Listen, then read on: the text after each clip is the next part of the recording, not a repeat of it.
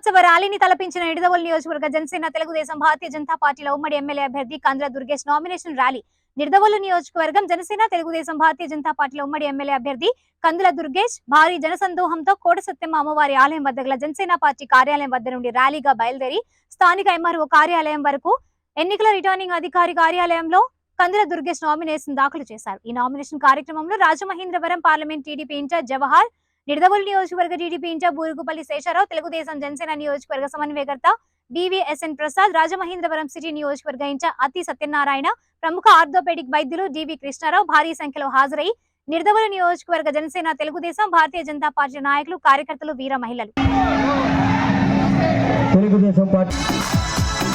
చాలా మొండి మనిషిని ప్రజా సమస్యలకు వచ్చేటప్పటికి నా అంత మొండివాడి జగన్ చూడో చెప్తున్నా. మామూలు రాజకీయ నాయకులు చూసావు, విప్లవకారుడు రాజకీయ నాయకుడైతే ఎలా ఉంటుందో నీకు రోజు చూపిస్తాను.